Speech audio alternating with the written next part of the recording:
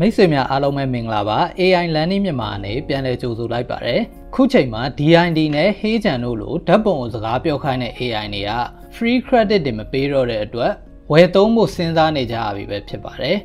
ဒီလို AI မျိုးကို free သုံးလို့ရအောင်လုပ်တဲ့နည်းလမ်းကိုကျွန်တော်မျှဝေပေးခြင်းပါတယ်တခုကံကောင်းနေသေးတာက Heygen website မှာအကောင့်အသစ်ဖွင့်မယ်ဆိုရင်1 credit ရနေသေးတာဖြစ်ပါတယ်ဒီအခွင့်အရေးကိုကျွန်တော်တို့ကအပြည့်အဝအသုံးချရပါမယ်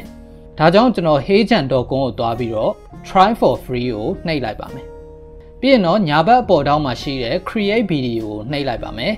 နောက်ညာဘက်ချမ်းမှာရှိတဲ့ avatar ကိုထပ်နှိပ်လိုက်ပါမယ်ပြီးရင်တော့ avatar တစ်ခုကိုရွေးလိုက်ပါမယ်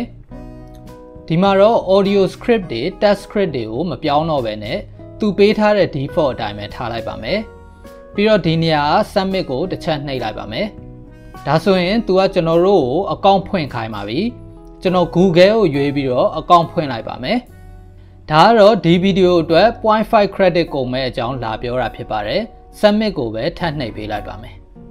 တကယ်လို့မိတ်ဆွေတို့ကသူ့ရဲ့ background ကိုမလိုချင်ဘူးဆိုရင်တော့ဒီအဆင့်မှာတည်းက background ပေါ်ကို click နှိပ်ပြီးတော့ delete လုပ်ခဲ့နိုင်ပါတယ်ပြီးရင်တော့ဒီနေရာလေးမှာနှိပ်ပြီးတော့ green screen ကိုတစ်ခါတည်းချိန်ခဲ့နိုင်ပါတယ်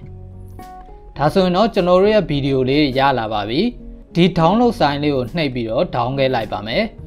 ပြီးရင်တော့ဒီဗီဒီယိုရဲ့ description ထဲမှာပါတဲ့ Google Collab link မှာသွားပြီးတော့စကားပြောခိုင်းရမှာဖြစ်ပါတယ်။သူကတော့ဗီဒီယိုတစ်ခုကို generate လုပ်ရင်1 minute ထက်ပိုပြီးတော့မရပါဘူး။ဒါကြောင့်မလို့ကျွန်တော်တို့ရဲ့အသံ file ကို1 minute စာလေးတွေဖြတ်ပေးဖို့လိုပါတယ်။ဒီလိုလုပ်ဖို့အတွက်ကျွန်တော်ကတော့ free software တစ်ခုဖြစ်တဲ့ Audacity ကိုသုံးပါတယ်။သူ့ရဲ့ download link ကိုလည်းကျွန်တော်ဗီဒီယိုရဲ့ description ထဲမှာထည့်ပေးထားမှာဖြစ်ပါတယ်။ Audacity ကို download ဆွဲ install လုပ်ပြီးရင်တော့ဒီလိုပုံစံမျိုးတွေ့ရမှာဖြစ်ပါတယ်ကျွန်တော်တို့ဖြတ်ချင်တဲ့အသံ file ကိုအခုလိုမျိုးပဲ drag and drop ချပေးလိုက်လို့ရပါတယ်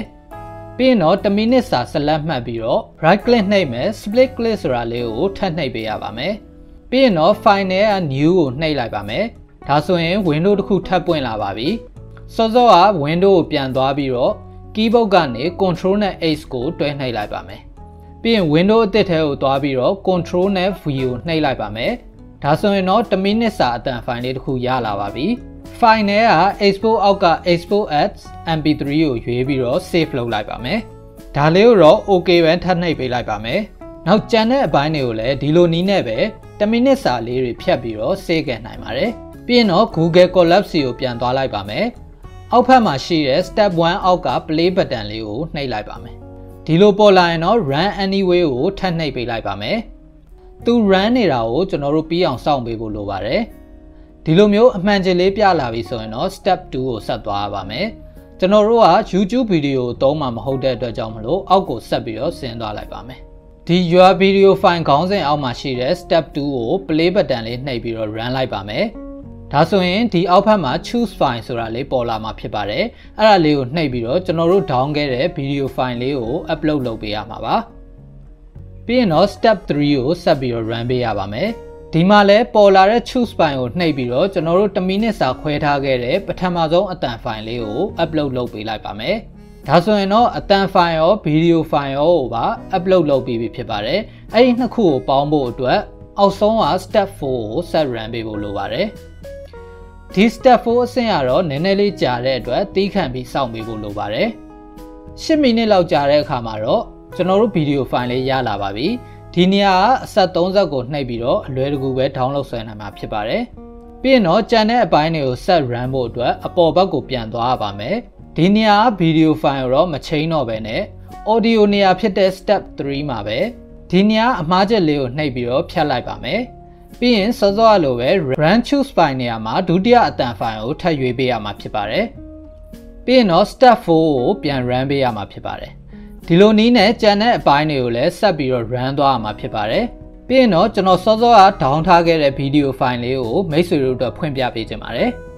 မိတ်ဆွေများအားလုံးပဲမင်္ဂလာပါ AI learning မြန်မာနဲ့ပြန်လည်ကြိုဆိုလိုက်ပါတယ်ကျွန်တော်ဒီနေ့တော့ AI နဲ့ animation video လေးတွေဖန်တီးပြီးတော့ဝင်ငွေရှာခြင်းတဲ့မိတ်ဆွေတို့အတွက်ဒီလိုမျိုး animation video လေးတွေကိုဘယ်လိုဖန်တီးရမလဲဆိုတာကိုပြောပြပေးသွားပါမယ်ဒီဗီဒီယိုလေးကမိတ်ဆွေတို့အတွက်အကျိုးရှိမယ်ဆိုရင်တော့ like လေးနှိပ်ထားပေးခဲ့ပါအဆုံးထိကြည့်ရှုပေးခဲ့တဲ့အတွက်လည်းမိတ်ဆွေများအားလုံးကိုကျေးဇူးအများကြီးတင်ပါတယ်နောက်ထပ်လည်း AI နဲ့ပတ်သက်တဲ့ဗီဒီယိုလေးတွေဆက်ပြီးတော့တင်ပေးသွားပါဦးမယ် နောက်ဗီဒီယိုမှာပြန်တွေ့ကြမယ်